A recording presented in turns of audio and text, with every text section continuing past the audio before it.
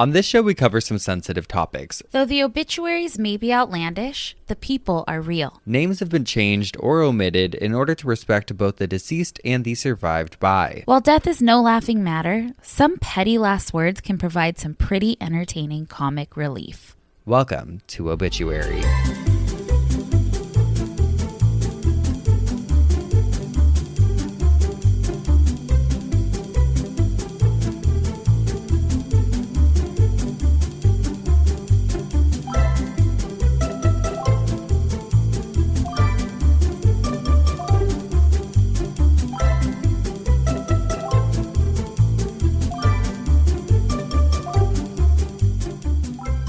Welcome back to Obituary. I'm Spencer Henry. And I'm Madison Reyes. And Geoff's There's Been a Crime.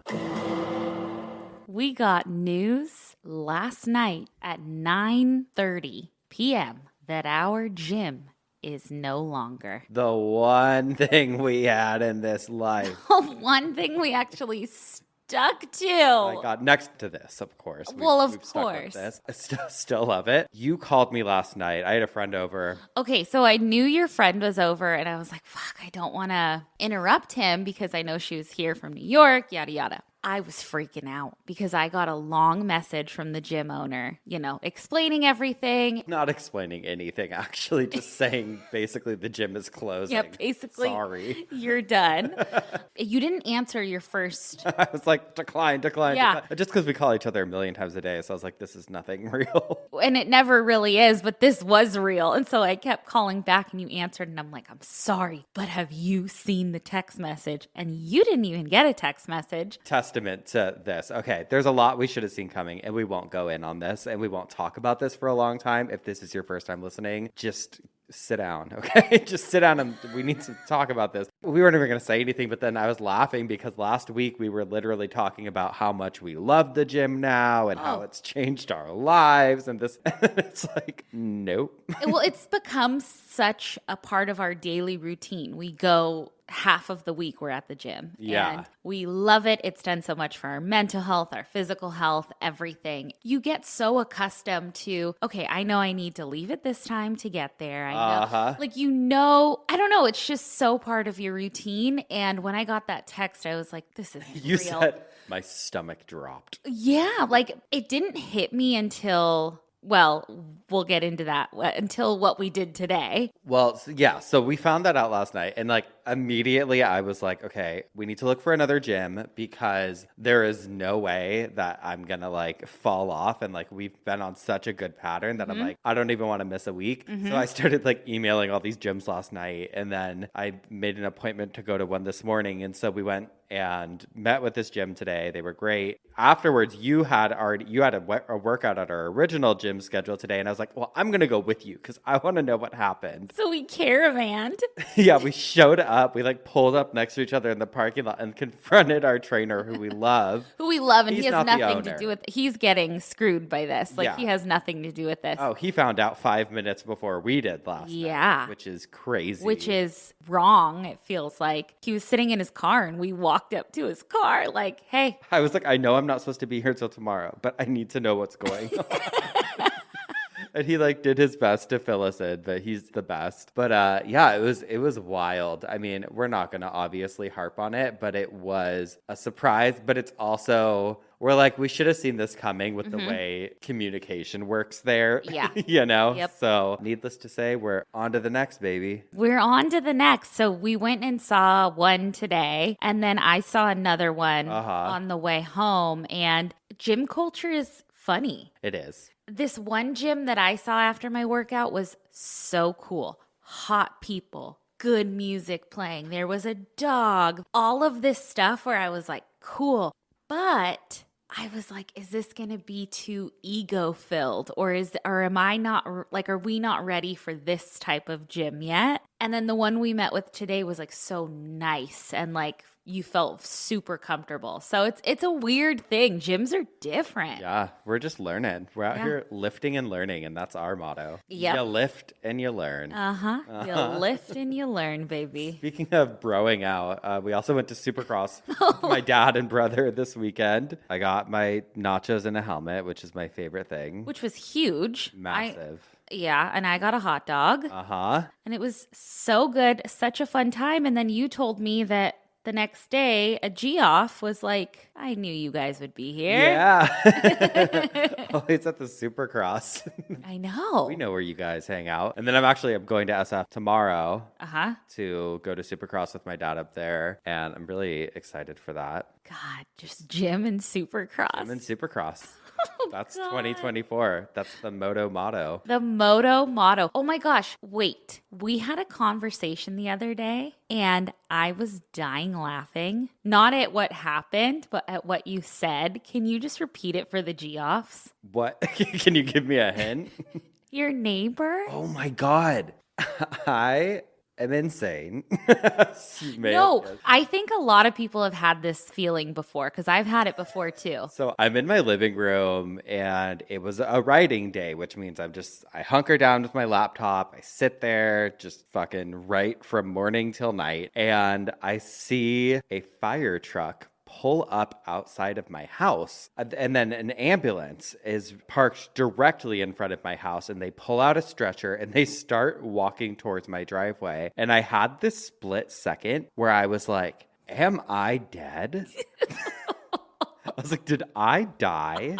You don't know. I don't know. And my immediate thing was like, is my room clean enough for me to be dead right now? Like, did I put away everything? Like laundry and stuff? But then I saw my poor neighbor get carried out on a stretcher, and I realized the world does not, in fact, revolve around me. Oh, thank God. It's not me. No, I was like, I've been trying to think of like what I can do for them. But they're a very sweet couple. Yeah. But unfortunately, that did happen. You go over there, you're like, listen, I thought it was me. Oh, thank God. I thought they may have been me. I said, not again. You can't take me. Oh, my God. Oh, I was nervous, though. Yeah. I don't know why. Okay, so the second we sat down to record, you were like, have you heard about the new execution? And I was like, no. And then you were like starting to tell me, but I was like ignoring you because I'm like, save you it. were like, I do have an article on it. And I was like, just save it for the Okay. show. Because you love to tell me everything. And then you tell me again when we're recording. Oh, I know. I found this article yesterday. It was only a day old. It's a new execution method that a federal judge in Alabama approved. Oh, I bet it's wild. It actually seems probably the most humane. This is from LA Times. It says federal judge says Alabama can conduct nation's first execution with nitrogen gas. Oh. Alabama will be allowed to put an inmate to death with nitrogen gas later this month, a federal judge ruled Wednesday, clearing the way for what would be the nation's first execution under a new method the inmate's lawyers criticize as cruel and experimental. Okay, well, whoops. How much of that article did you read? I wanted it to be a surprise for me, too.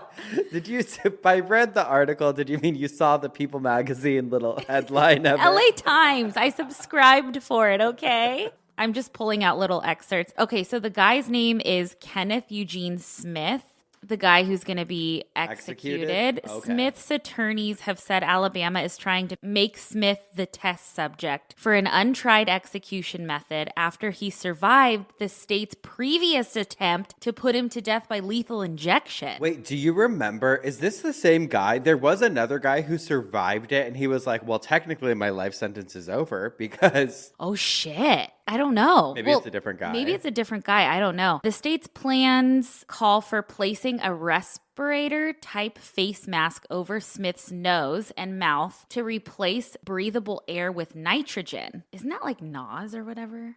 Like that people like suck on?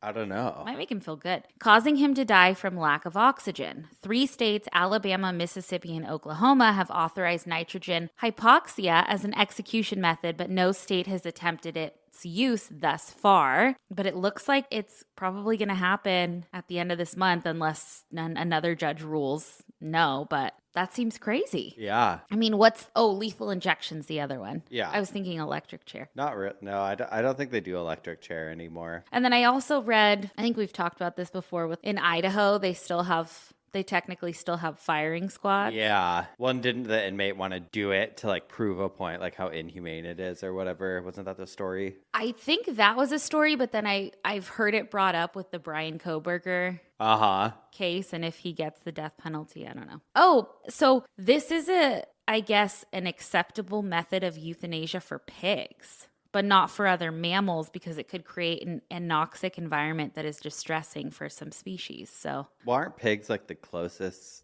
to humans or something? I think apes are. Well, don't feel too bad for this guy because he killed someone. The Alabama prison system agreed to minor charges to settle concerns that Smith's spiritual advisor would be unable to minister to him before the execution. The state wrote the spiritual advisor could enter the execution chamber before the mask was placed on Smith's face to pray with him and anoint him with oil. Smith's victim was found dead on March 18, 1988 in the home she shared with her husband, Charles Sennett Sr. in Alabama's Colbert County. The coroner testified that the 45-year-old woman had been stabbed repeatedly. Her husband, then the pastor of the Westside Church of Christ, killed himself when the murder investigation focused on him as a suspect. Jeez. So he not only murdered someone, but caused, two deaths. Two deaths. So, I don't know. We'll see. I'm going to keep an eye on it because that's interesting. Well, he sounds like a real asshole. Well, that he is. So speaking of, I think it's a great time to move into some. This first Am I the Asshole for the week says, am I the asshole for carrying through purchasing land from my father-in-law after he died, and my mother-in-law is the estate? Okay. I think they meant to write like executor of the estate. Got it. It says, my father-in-law owned a large ranch that has been in his family for a few generations. Don't get confused either, because a couple weeks ago I talked about a different, this is not related. Yeah, I was going to say that guy didn't want it. No, my father-in-law owned a large ranch that has been in his family for a few generations. This summer, he was starting to go blind from diabetes, so I drove out and spent a few months rounding up his cattle and cutting his hay to get sold. When the work was done, he said he wanted to sell my wife and I the ranch. He named the price, which was certainly under market, but would provide well for him and his wife until they passed. We agreed and had attorneys draw up the purchase agreement, had land surveys done, legal, etc. Everything was signed and set to close. The day prior to closing, my father-in-law was served with divorce papers halting the sale. My mother-in-law stated that she wanted to make sure she got her fair share out of the deal, and getting a divorce was the only way she would legally be entitled to half. Sounds bizarre. So she's divorcing him for no reason? To make sure she gets half of the sale or whatever. A few days after getting served, my father-in-law has a heart attack and died in the ICU about a month after. My wife and I dug the hole with a backhoe, bought him a casket, and put him to rest yesterday. Mother-in-law didn't even bother to show up for the burial, neither did his other daughter. What? Today I stopped in to say goodbye to my mother-in-law before my wife and I started the 2-day drive home. She asked what needed to be done to cancel the land purchase agreement, to which I told her that we still intend to proceed, that all of the money would now go to her alone. She said that we weren't paying enough for the land and she wanted us to cancel the agreement. We said no. We had a deal with father-in-law that we would buy the land and provide for them, and also promised to keep the ranch whole as long as we could. This didn't end well. She accused us of stealing her inheritance, going behind her back, screwing her over, etc. And it got to the point where I just had to say, I'm sorry, I love you, but I have to get back home. So I plan on enforcing the purchase as agreed with my father-in-law, despite my mother-in-law's wishes, and I feel guilty as fuck. Am I the asshole? Damn. No, I don't think you're the asshole. She sounds like an asshole. For not even going to her husband's burial? That's wild. Divorcing him to get half. It all just sounds very suspicious. That's true. And then he suddenly had a heart attack? Well, we can't blame her for that. But I'm just saying. But her behavior definitely seems bizarre. Yeah. And it seems like she's very money focused. And it's like she should just be happy she's getting the whole thing now. Right. So. And if it were a situation where she's like, I just lost my husband, and she didn't divorce him, and she's like, I just lost my husband, I feel close to him at the ranch, please, I want to keep it for myself or whatever. But no, she's money hungry, it sounds like. Money hungry. She's the asshole. He's definitely not the asshole. And you got to hear the second one. No, I don't think so. Well, you're good. Okay. Well, this one, so this one's not death related, but it says, am I the asshole for refusing to let my parents rename me? Okay. And my initial thought was like, are they transitioning and like their parents want to pick the new name. That was like my first thought when I read the title. Yeah. But that is not the case. This is wild. Okay. It says, my 15-year-old male parents gave my sister 16, brother 13, and me nature names, and more specifically, water nature names. Oh, Lord. My sister is, no, they're nice. My sister is Ocean. I'm Cove, and my brother is River. They wanted our names to have a theme without being matchy with the same initial, so we got our names. The story was told to us when we were little, and my parents were proud of the names they gave us. Back when we were all stuck at home, my parents started to express regret about their choices for us. I think they mean like COVID era. Got it. They actually told us over dinner one night that they wished they had given us better names and apologized for making us live with the names we were given. A few months after that apology, my mom and dad told us they wanted us to be, my sister named Elizabeth now, my name to be James, and my brother's name to be Michael. They said since we were kids and weren't in college yet and nobody had their license at that point, it would be the best time to do it. All three of us said we didn't want to change our first names. My dad looked into whether they could do it when we said no, and all answers he got pointed to were a very strong no. But it was also unusual to change your older kids' first names, so they went ahead and tried anyway. But once we were asked if we wanted different names, they were told no. My parents brought it up to us a lot afterwards. My brother asked why they wanted to name him Michael and said the name was crappy, and they told him Michael was a timeless name that would age well and give him some nickname choices. He said he hated it. So they asked if he would consider Charles instead, which he said was an even bigger no. Our parents focused really hard on him for a while because he had asked the question about the name, so they figured he was the most open. So far, none of us have agreed to the name change. I told my parents that I know they regret the names, but we're all used to and like our names and don't want to go for more boring and common names. My parents argued that in the future we're going to regret it and we'd have to pay it for it ourselves when we're adults and realize having weird names does not age well. I asked why they can't let us get there if we ever do. They said we should be thinking more of our futures and accused me of having a really bad attitude because I said James was as bad to me as Cove is to them now. They told me to look online and I did, and I saw a lot of hate for our names, but I still told them it didn't change my mind. My parents said we should respect them enough as parents to allow this and that we're all being disrespectful. Am I the asshole? No, your parents need to get a grip. Fucking whack jobs. Are you kidding me? Imagine your parents being like, yeah, they're what, 15, 16, and 13? That's a crazy time for a name change. Your name becomes your identity, too. I think it's like kind of weird when people change a dog's name when they're an older dog. Oh, that's weird. You know? Yeah, I thought you meant that they were 15 and they were trying. I like the name Ocean and Cove. Like, I think, and River, I really like the name River. But I thought you meant. The kids were wanting that? No, I thought you meant that they had normal, quote unquote, normal names, and then the parents were trying to change them. Okay, what's their problem? Weird. That is so weird. I thought it was just bizarre. I'm like, you cannot rename somebody when they have an identity and know themselves. No. I am up first this week, so you should have a little side bitch for us. Oh, I do have a little side bitch, and I feel like those last parents are probably saying this. Stupid of me, said City Woman 101. She died trying to get out of bed.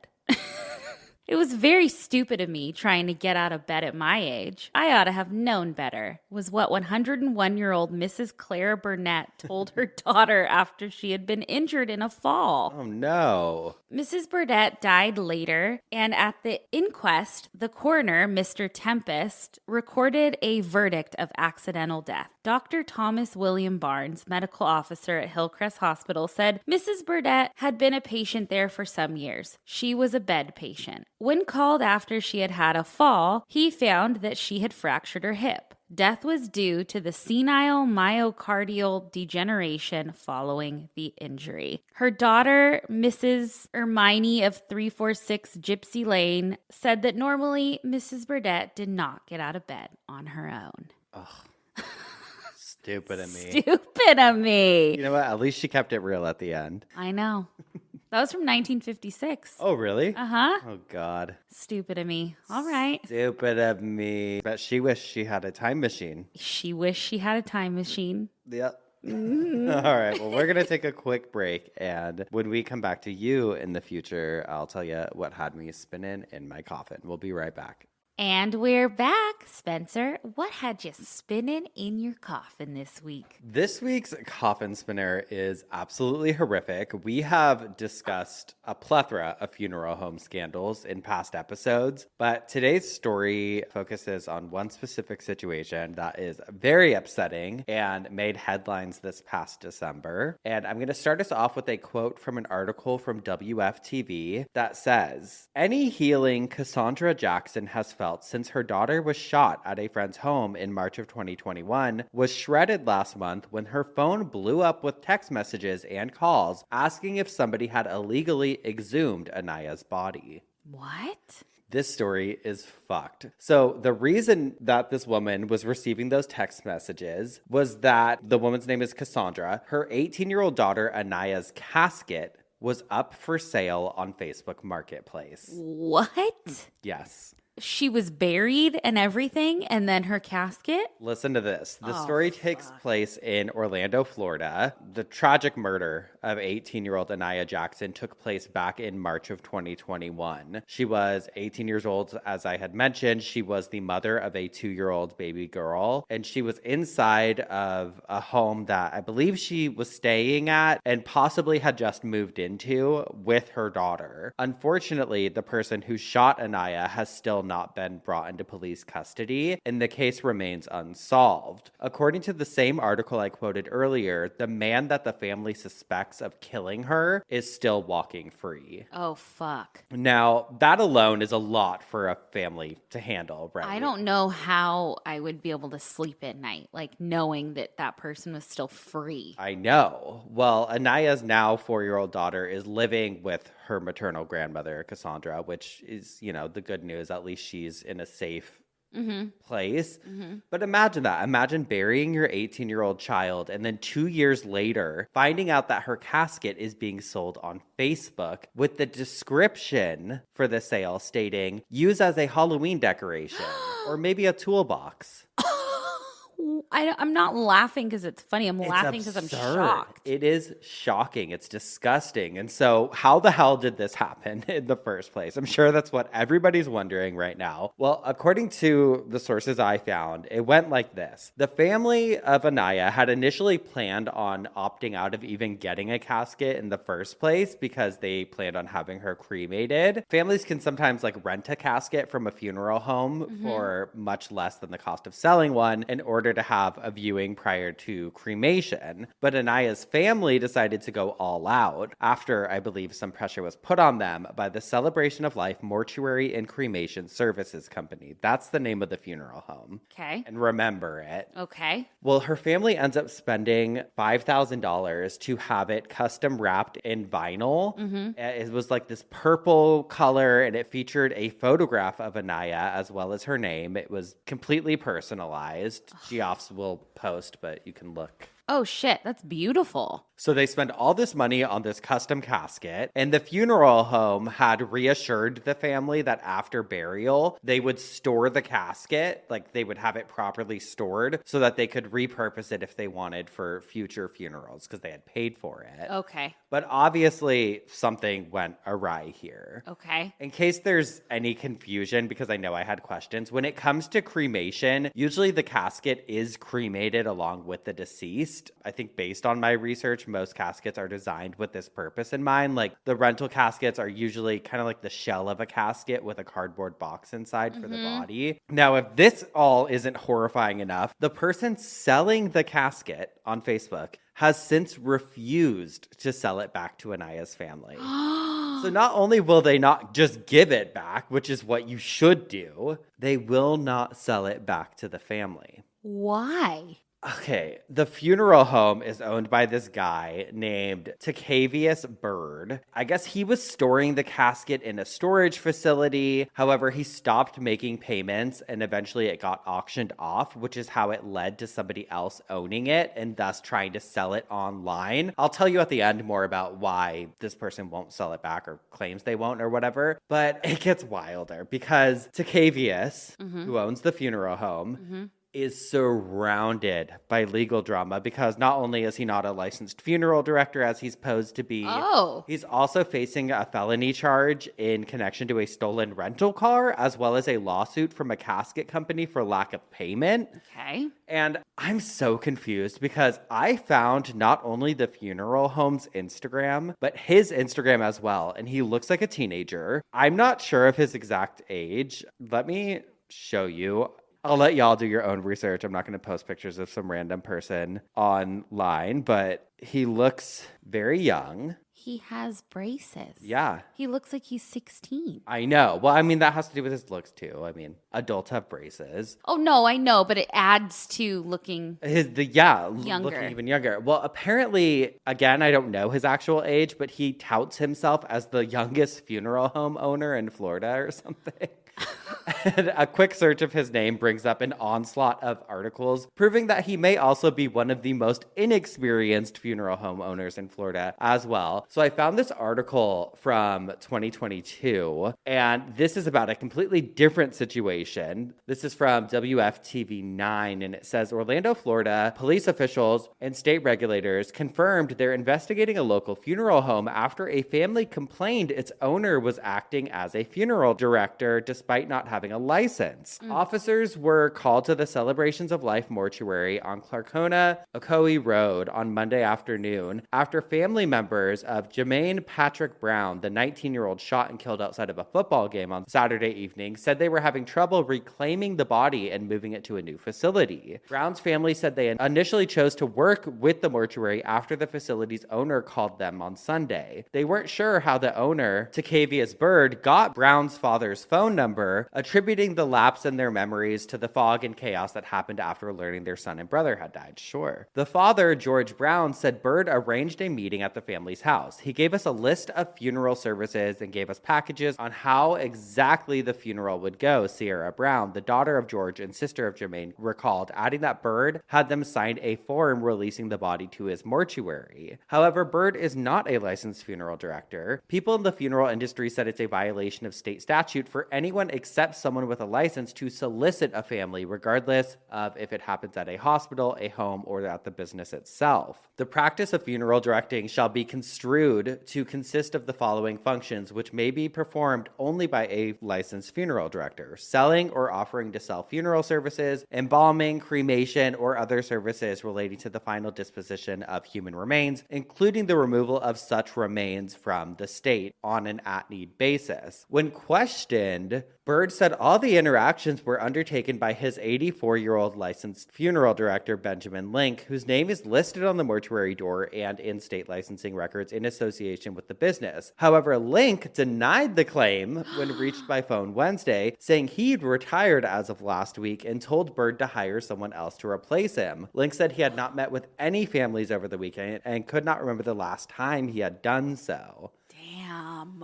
I'm 84 and I'm not doing this. Okay, but now I guess like this family filed a complaint because he's like claiming he doesn't really know what happened with the body or whatever, but there's so many different like situations that are going on. And I was like, oh, I got to go to the comments on this guy's page. Mm-hmm. Not a single one. Of course. That's even worse than bad comments. Nothing. Well, good comments from like family and friends and stuff. Yeah. Like, you look great, or like, keep doing the good work and whatever. And it's like, he's actually, I don't know if you've seen the news, babe, but he's doing the bad work. Honey, he's a scammer. A scammer. Damn. It's just so wild and so bizarre. But now I want to go back and read the original article that I started with in full because it'll tie everything together. But okay. I had to give the full story. Yeah. Okay. So he's just an idiot. Yeah, an asshole, I would say. Yeah. The headline on this article says, Orlando mom horrified after daughter's used casket auctioned and sold on Facebook without permission. Cassandra Jackson still colors her hair purple from time to time, adding in matching false eyelashes when she's thinking about her daughter. Aww. The memories of 18-year-old Anaya are hard to forget. Not with the radiant smile shining at her from every picture, or the 4-year-old girl that's now under the custody of her grieving grandmother. Equally hard to forget is the man the family family suspects of killing Jackson is still walking free. And then there's that line about any healing she's felt since her daughter was shot at a friend's home in March of 2021 was shredded last month when her phone blew up with text messages and calls asking if somebody had illegally exhumed Anaya's body. I just cried and cried, Jackson remembered. Attached to the text messages was a photo of Anaya's casket, wrapped in a vivid purple with her face and name plastered on nearly every square inch, for sale on Facebook Marketplace for $78. I just cannot imagine. $78? Imagine burying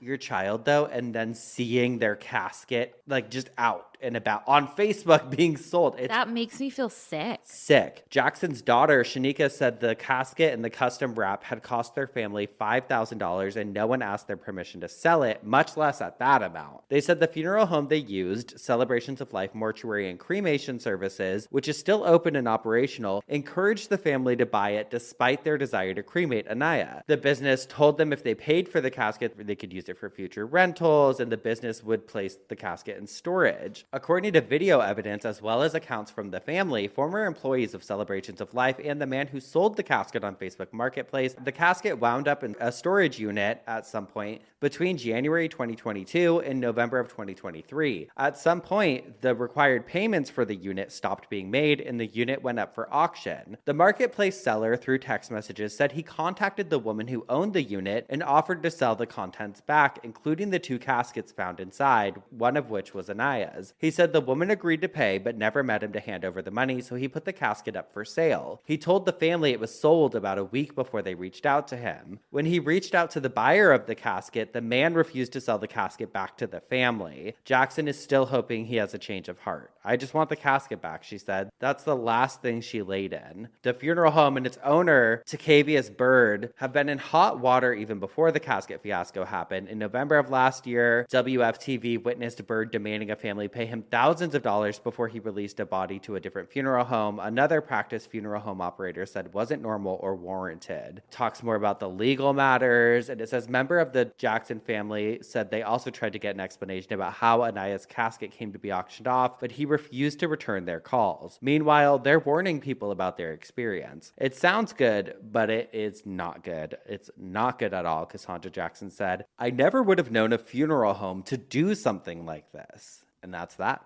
That is the story. That's the latest updates I could find on anything. But I just need everyone out there to know about this funeral home. The Google reviews, though, people have found, and people are going in on them. You know, there's a lot of fucking dirty players at hand because, yes, the funeral director, well, I know he's not really one, but he is fucking dirty for this. Sure. I understand how there are storage units that can be auctioned off. Okay, that's one thing. Fine, you get the storage unit. The person who purchased that storage unit and sees a coffin in there that's custom wrapped, why would you ever?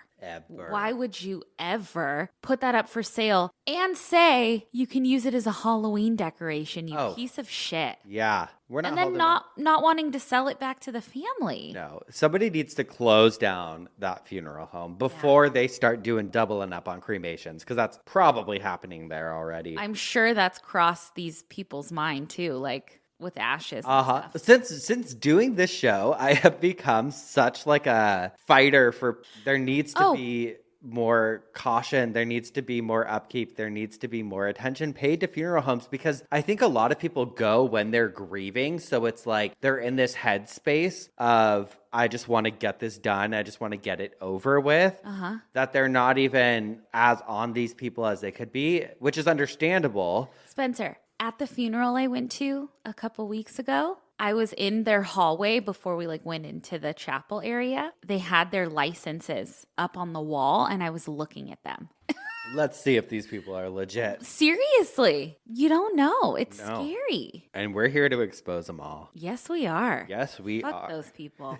All right, we're going to take one more quick break. And when we come back, we'll hear what had you spinning in your coffin. We'll be right back. And we're back. What had you spinning in your coffin this week? Cheating had me spinning in my coffin this week. Oh, you finally stepped out of your marriage. Oh, yes. We're talking side chicks, home wreckers, mistresses. Oh, I love it. I know in the past on an Am I the Asshole, we touched on a mistress showing up to her lover's funeral and the widow being absolutely distraught. And we had some big opinions about it. So this week I want to dive into mistresses, their rights when their affair partner passes, possible inheritances, and just some famous other woman stories that of course have to do with death, graves, and scandal. The other woman. The other woman. I will say I know I'm using the term mistress and I know it's kind of a dated term. Oh, come on. But also this pertains to all fucking genders, okay? We're not just saying women because Yeah, including mistresses. I looked up like the other word for mistress and it was like paramour. And I'm like, oh, please, that's too nice. They're mistresses. Yeah. Okay, to get Harlots. Harlots. Call them Yes. what they are, whatever. If you're doing it, you know. Yeah, exactly. We're not do whatever you want, but we're gonna call it like it is, okay? Okay. We're not the safety show, okay? Uh-huh. So I thought to get us really like revved up and mad, I would read a listener email from a very long time ago that I saved until the right time. And I think this is the right time because it's scandalous. It says, "Hey bitches, first I just want to say I'm obsessed with your show. I count down the minutes until it's released and I re-listen to each episode multiple times. Thank you. I was listening to the Marrying a Ghost episode and was reminded I have a crazy story for you. My sister and late brother-in-law were married for almost 20 years when she found out he'd been seeing another woman. My sister tried working it out, but he decided to leave her and their 3 kids for this home-wrecking bitch. Oh my God, a whore. We all loved him so much and were all devastated when this happened. I still considered him my brother-in-law since I was only like 7 or 8 when they got married. About a year later, 2019, I get a phone call from my other sister screaming that my brother-in-law had gotten in a motorcycle accident and died at only 41 years old. Oh, I'm sorry. I know. Once again, we were all devastated. His son was only 15 at the time and watched the entire thing. Even watched the EMTs try to revive him with those chest shocker Terrible, things. terrible. To make things worse, the home wrecker made the funeral a nightmare, not letting my niece and nephews help and only letting my sister put on a few little pictures of their 20-year life together. What a nightmare. She also had his aunt out him at the funeral and tell everyone he met the love of his life in 2015, when my sister and her kids didn't find out until 2018. My biggest regret in life is not standing up during the funeral and yelling, "He was married, you home-wrecking slut." Oh, we would have supported you all the way. Oh my God. It's not too late. She probably has a Facebook. Go send her a message. I know. That's when you need a coffin confessor. What's her to name? come. I know. And then she said, "I hate her. We also blame my brother-in-law for this. I know it takes 2 to tango." It does. It does. It does. That's the biggest thing to remember when we're talking about mistresses. Right. We're not just shaming the other woman. We're shaming both of them. Of course, of course. Fast forward to the beginning of 2021. The stupid bitch called up my niece and told her she was pregnant. Guess what? It was with another married man's baby. She obviously has a type. Oh, God. She told my niece she went to a psychic and he told her my deceased brother-in-law felt so bad they never had a baby together that he decided to send her one from heaven and it would have his thin lips. She even gave the baby his last name. What? She expected my niece and nephews to be happy about their new baby sister. Everyone thinks she's batshit crazy, which she is. Well, that's it, and I really hope you find this story as crazy as I do. Love you both. And I'm going to leave this person's name out just in case because she spilled so much fucking tea. Oh. Well, you can feel free to comment on the post if you want to out it all because... Please. Shit. Can you believe that? It No. pissed me off. So it got me ready. So is the other woman entitled to anything in your No. opinion? Okay. My initial opinion is absolutely fucking not. Here's the thing. This sounds so fucking judgmental, and there are circumstances. There's people that are in loveless marriages that stay together Of on course. paper, and they're both fucking doing their own thing. Right. And they have agreements, or maybe they don't, or everybody's human. I get that. I also think it's more rare for someone to step outside of their marriage when everything's perfect and happy than when things are like, Of course. "Honey, we still have this coming." Of course. And I think there's instances where infidelity you can come back from, but like a long affair, I don't think you can. It literally is like case by case. It truly is. Yeah. And the legal system kind of sees that, it seems. In some states, a wife can sue the other woman for damages. These are called alienation of affection lawsuits. And I researched this, and it looks like only about 6 states allow you to do this as of like 2022. It's Utah, New Mexico, Hawaii, Mississippi, South Dakota, and North Carolina. But that also seems to only pertain to divorces and not inheritances or things that come after death.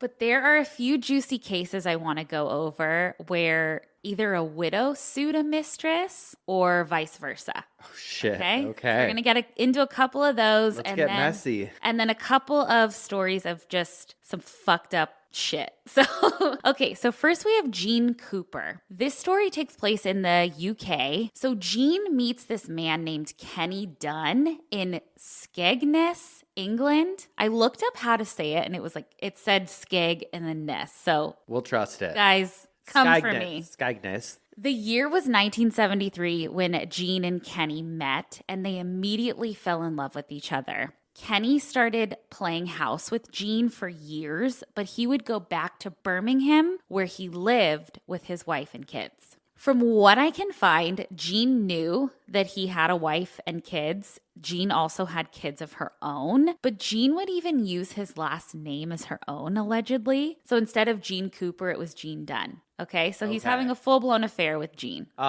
Then in 1975, his wife, Pat, finds out where Jean lives, confronts Jean, and brings Kenny home with her. It seemed like the affair was over until Jean decides to move to Kenny's neighboring town from Skegness. Okay. They continue to have this gnarly affair. And in 1984, so 11 years after the start of the affair, Kenny's wife finally gives him an ultimatum, like it's her or me. And he decides to fully move in with Jean, the mistress, but still sort of splits his time between the two. He and his wife never divorced. In 1991, Kenny dies of a heart attack in his bed, lying next to Jean, the mistress. His wife, Pat, is technically and legally his widow, not Jean. However, the two women and family seem to know about one another. So Jean's kids and Pat's kids deal with all of the funeral planning stuff, and Jean's son buys a double plot for Kenny to be buried in with another space right next to him for Jean. So Kenny's buried, and this leads to a 4-year court battle between Jean and Pat, the mistress and the widow. Ultimately, the court sides with the mistress. She won the ability to be buried next to Kenny. Okay. Even though he was not divorced, wasn't going through a divorce, had kids with Pat. But there was enough supporting information for them to side with her. Yes, that was in 1995, and that was from independent.co.uk, And to be fair, they bought the plot first. So it was probably like. Well, that was the thing. The judge was like, the plot's paid for, whatever. The children of Pat and Kenny were like, we're going to try to get his body exhumed and all of this stuff. And I searched high and low and cannot find any more information. I was even on you know how you can look up court cases? Yeah. I was like, Dunn v. Cooper and trying to find, and I could not find. So who knows? But if I were his legal wife, I would not even want to be buried in the same cemetery as him. To be a fly on the wall in that courtroom. I know. Drama. Oh my God, drama. Okay, here's another story kind of like that. We have Christine Marshall, and this woman was in a relationship with a man named David Bettles. They had been friends for a few years, but became intimate in 2010. He asked her to marry him, according to her, in 2011, and she said she agreed and that they lived together for 2 years. However, he was still married to his wife, Lorna, for 41 years, and they never got a divorce. Oh, Lorna. But Christine and David left their spouses, but David never divorced. So I understand instances in that where it's like, well, I'm separated. I can date. I can, whatever. Sure. But if your shit's not finalized, it's like... It's a dicey game. It's a dicey game. He dies in 2013, and Christine asks the church where his body was buried to grant her permission to have her cremated remains interred with him. His wife, Lorna, and his children opposed it. However, his sister was in favor of it. Ultimately, the judge ruled and said, and this is from dailymail.co.uk, quote, I believe to grant it is likely to cause greater distress to more people over a longer period of time, and that would not be right. It would, in my judgment, be wrong in the face of opposition from members of a deceased natural and marital family to place pressure upon them to accept, without their agreement, into a family member's grave the remains of another person, however close that person may have been to the deceased. So this is one of those stories that seems like a cautionary tale, like get divorced or your girl's going to be labeled as the mistress always. Yeah. Oh my God. Then I have two just fucking wild stories. We have General George Patton. It sounds like he'd sell me a mattress. He was a super famous American army general who fought in World War I and World War II. And I asked Cisco, because Cisco loves like World War II stuff. I'm like, do you know who this guy is? He's like, yeah, I know. I totally know who he is. General George Patton dies in Germany in December of 1945 following injuries he obtained from a car accident. He was buried in Germany, and I watched the black and white footage from his funeral procession, and it was sweet because the horse that he would always ride walked in it, and the horse's saddle was wrapped in black crepe, and then George's boots were put in the stirrups but backwards. Interesting. We need to do a coffin spinner on it. It's a tradition called a riderless horse, which is like a whole thing. Like it's a thing you do. God, I want to do that. I know. So I want to take that from you. So before George dies, there were many rumors that he was in a romantic relationship with a woman named Jean Gordon. She was a socialite on the East Coast and also worked for the American Red Cross during World War II. She was also George's niece by marriage. So George's wife had a half-sister, and that half-sister was this woman's mom. God, incestuous. Well, yes and no. I mean, but well, disgusting. It's yeah. gross. Yes. So his wife, Beatrice, and their daughter and nephew all believed that George and Jean were having an affair, and their affair allegedly started in 1930 when they were all on vacation in Hawaii, and Jean was best friends with George's daughter, and they were cousins. So it's just fucked. Jean would have only been about 15 at the time, but it's alleged that they continued an affair for years. It was like an open secret. Shit. A few days after George dies, his wife Beatrice invites Jean to a hotel in Boston, and there Beatrice confronts Jean about this affair that she had with her husband and allegedly puts a curse on Jean. Oh my God, I love it. That she learned. I think I found the curse. Don't say it. No, we got to. No, don't say it. Come on. May the great worm gnaw your vitals. Spencer fucking covered his ears. I'm not trying to be cursed. You Geoffs, I hope you press that fast forward. Oh, stop it. A few days later, so she got a curse put on her. A few days later, Jean was found dead. See? In a friend's New York apartment. Uh-huh. She allegedly killed herself by turning on the stove and letting the gas asphyxiate her. But the weird thing was that she was found with a shit ton of pictures of General George Patton scattered all around her. She wanted to send a message. Or maybe it was a murder. I don't know. No, I think she wanted to send a message like, I'm going to go be with him. Uh-huh. Okay, so ladies, other women, let that be a lesson. Yeah, plug your ears if they start saying an ancient curse to you. Maybe we'll bleep it.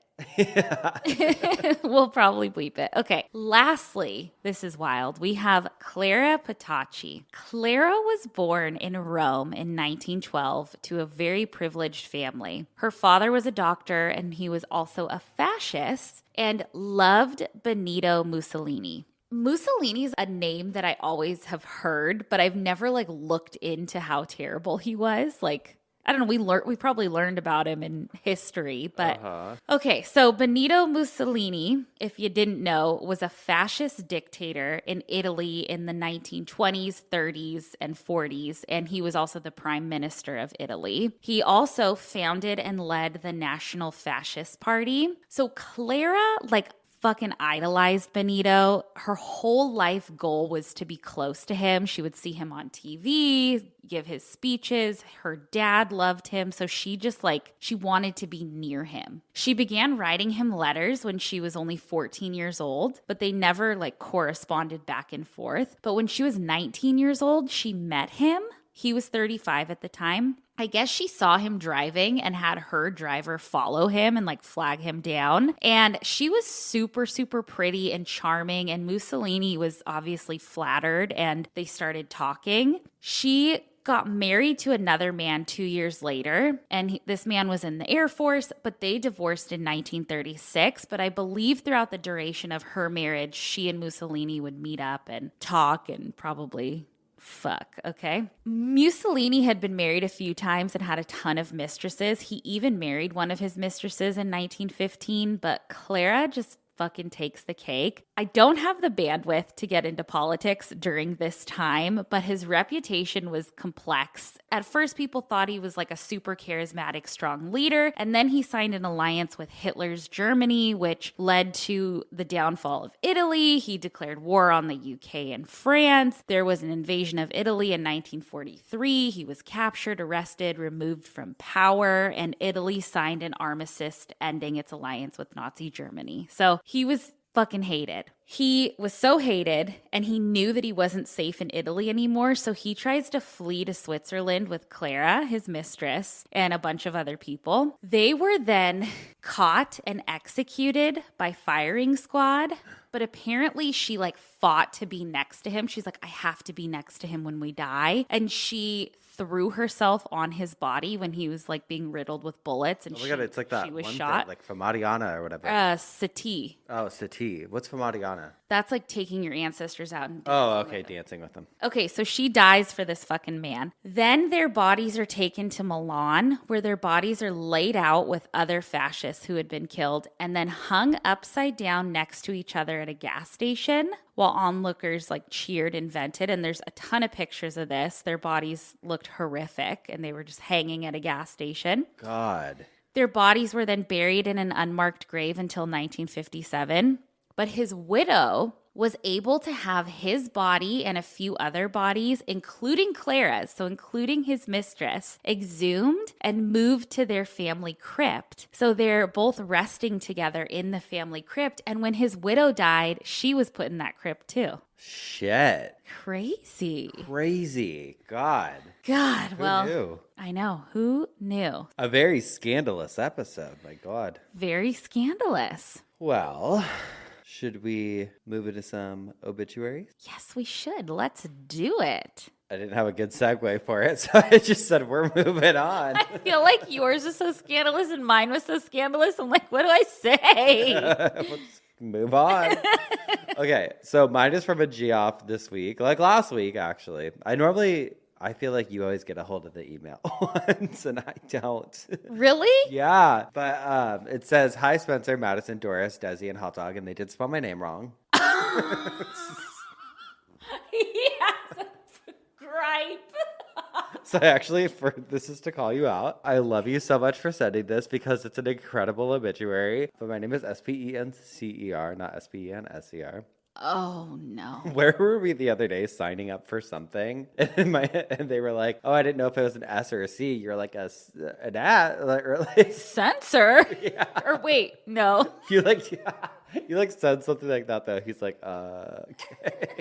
Anyway. This email says, I, of course, am a huge fan of you all. Badass bitches. Enough said. My uncle, we'll call him Ernest, because at a very young age, he instilled in me a fear of Ernest. Yes, that Ernest from all of the silly movies. The Ernest movies. I don't know. What? What are the Ernest movies? Ernest. Matt, you guys, hold on. I'm going to freak out. Madison has this thing where her childhood, she did not watch normal things. Oh, Oh, that guy. Okay, yeah. I didn't know his name was Ernest. I wasn't a Disney child girl. It's not a Disney movie. You just had like a weird existence. I was watching adult like movies. Films. No, not like that. Really? Because I know otherwise. Okay. Anyway. Until I discovered HBO, honey. Those fuzzy channels, like trying to pause. Spice. To see a tit or something. Anyway. Hello. Take it from the top. My uncle, we'll call him Ernest, because at a very young age, he instilled in me a fear of Ernest. Yes, that Ernest, which I understood, Madison did not, from all of the silly movies by dressing up as him at a family camp dress for dinner night. Way too long to explain. In any case, my badass entertainers and people who get me through the dark days, here goes. Ernest died Thursday, November 23rd, 2023, after a courageous battle with laryngeal cancer and related complications. He was born on September 16th, 1953, to Milton, Irvin, and Norma. The youngest of 4 siblings, Ernest lived the majority of his first 50 years of life in Iowa, where he raised his family with the love of his life, Jody. On their first date, Ernest told Jody, "If I don't marry you, I'm going to marry someone just like you." Oh. It's just the sweetest thing. They married in April of 1974 and later welcomed sons Chris and Dan. Ernest was a loving husband, father, and grandfather, and beyond the family circle was a close friend to many and stranger to none. If you knew Ernest, chances are he would remember details about your life. Ernest enjoyed engaging in conversation, and he took a genuine interest in the lives of the people he met. One of Ernest's greatest joys was spending time with his family. Those who knew Ernest could attest to his zest for life, as evidenced by his high energy, positive attitude, and infectious smile that he carried until the very end. He simply loved life, even during obvious suffering in his final 3 years, as he maintained an upbeat outlook and inspired so many. He was fun-loving, enjoyed vacationing with family and friends, and relished in friendly competition playing cards, chess, golf, croquet, racquetball, and pickleball. Ernest's gamesmanship and love of sport resulted in countless nicknames, most recently dubbed the Flipper because of his trademark flip of his wrist on the pickleball court. He also enjoyed motorhome travel, watching Hawkeye sports, and challenging himself with hiking and cycling goals. He was proud to have hiked the Flatiron and the Superstition Range twice and rode the Register's annual Great Bicycle Race across Iowa. He was an avid animal lover and a known dog whisperer, able to train canine companions to perform tricks such as play the piano. It was common for family and friends to joke about the luck one would have, only to be reincarnated as Ernest's dog. Ernest especially enjoyed the company and warmth of his dog Rex during his health challenges over these past few years. Ernest loved motivating, training, and developing leaders over many decades. All took with them a greater confidence in critical lessons, especially the importance of connecting with people, and that the foundation of friendship and good business is a smile and a firm handshake. Ernest appreciated the spiritual counsel of Reverend Adam Barker while in hospice care and was a member of several churches. He leaves behind his loving wife Jody, sons Chris and Dan, 2 daughters-in-law, 2 grandchildren. He is survived by several siblings. He also leaves behind 11 nieces and nephews and their children. Beyond family, Ernest had a host of lifelong and treasured friends and classmates who reached out and visited him in his final months. Ernest was preceded in death by his parents. In lieu of flowers, memorials may be given to Wonderspellen, an all-inclusive playground, or Kiwanis Miracle League at Prospect Meadows. She ended the email with, "So I've changed the names, but obviously there's a lot of personal detail in there. Love you guys so much, and I loved my uncle so much, and know you would be super into his love for dogs. Hope you guys are having a great holiday season. All my love, Cordelia." Oh, Cordelia, I'm going to go watch the Ernest movies just for you. Just to celebrate your uncle. Yes. Oh, that's so sweet. Who do you got? Okay, I had to do a sweet one because of this episode. Okay, I have one that I just found. Her name was Hazel, and she had my birthday. And so I was drawn to it because I'm a narcissist.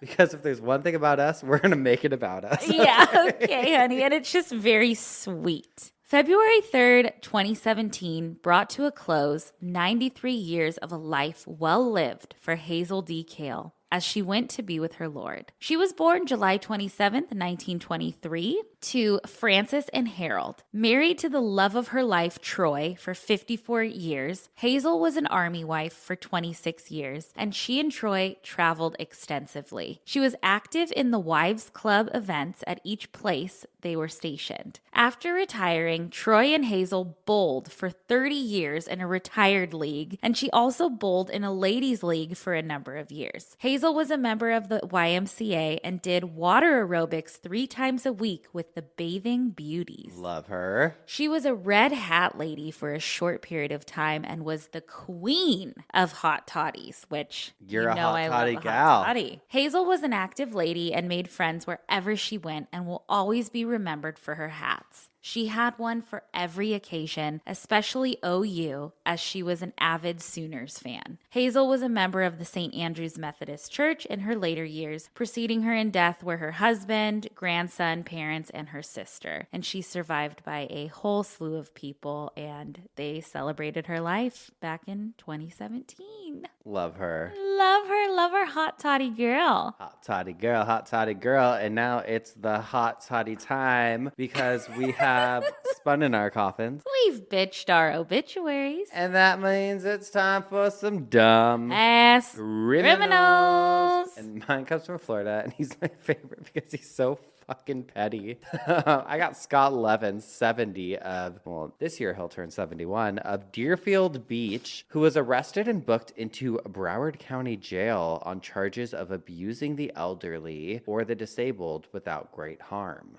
Fuck. I know. It sounds terrible, but listen. Why are you laughing? Because, okay, on the afternoon of December 1st, deputies were called to this older couple's home in Broward County to investigate an ongoing stalking, harassment, and psychological abuse situation by their neighbor. The couple, who are both over the age of 70, said every time Levin walked past their home, he would hit their door and yell into their Ring doorbell camera. On multiple occasions, Levin yelled obscenities into the Ring camera. No. He's just like a crazy neighbor. And so I was like, is he just kind of like a lunatic just walking by, hitting his neighbor's Ring camera? Yeah. Like, fuck you. But I want to do that sometimes. okay, but listen. Deputies found that Levin would go out of his way to engage in actions intended to inflict psychological pain and discomfort on his neighbors, according to the affidavit. Levin was later arrested and charged during a traffic stop, where he also received a citation for an expired tag. But apparently, this has been going on for more than 18 years, following a fight between him and his neighbors that happened in 2005. He holds a grudge. A grudge. An 18-year battle with your neighbors. At that point, I would just be like, let's be friends. Not him. Went up to the Ring camera like, fuck you. Just screaming into it sometimes. I love it. God, that is insane. Who do you have? It's more like, what do I have? I'm not going to tell you where this is from. It says... And I have a video too. Camera catches unlikely thief stealing necklace from jewelry store. Cue the Mission Impossible theme music. This little guy is going in. A video has been making the rounds on social media in recent days, and it's easy to see why. The clip, reportedly taken by a security camera at a jewelry store in India, shows the skillful heist of an unlikely thief. It was no cat burglar. This thief was a rat. Oh, no, not a rat burglar. Evidently having managed to breach the store's security system undetected, the little rodent set his sights on his coveted prize, a diamond necklace, and well, he stole it. Good taste. Okay, look, he climbs in. I don't want to see. Look at, you see him, he's up here. He's like, I'm gonna fucking take that thing. He's taking it off of the mannequin. Oh. Whoop. Can you believe that? Oh my God. I bet someone had to have trained that rat. I know. It says making off with the unwieldy necklace appeared to be no problem at all for the rat, who disappeared with the necklace held firm in his mouth. Employees of the store were initially suspected of stealing the jewelry. Imagine they having to go back and watch that surveillance and be like, oh. Were later exonerated. Interestingly, this isn't the first time a thief has been caught on camera making off with jewelry store valuables. Okay, a few years back at another shop in India, an even smaller burglar was caught red-handed stealing a diamond, and it was an ant. There's video of it too. Look, he has it in it. Look, he's like, I'm fucking rich. God bless. Is that crazy? That article is from the Dodo. I felt like that would give it away because the Dodo's all animals. Oh, I don't know. Not my normal browser. God, I love an animal thief or an animal taking something. Oh, God. Oh, my Smart God. ass animals, honestly. Really Good smart. for them. I'll never be mad at it. I wonder if they're attracted to like the shiny. Yeah, who knows? Could you teach an ant to do that? We could try. I want to meet him. Yeah. Oh, shit. Well, I think that's all we got for the week. And stay up to date on everything at obituarypodcast.com. Buy our book, you guys. Come on. Pre-order it. prh.com/obituary. I'm so excited about that. We just put some of the finishing touches on it. Ooh, it's so fucking good. I'm obsessed. But that's it for the week. We will see y'all next week with some more coffin spinners Obituaries. and dumb Ass criminals. Goodbye. Goodbye.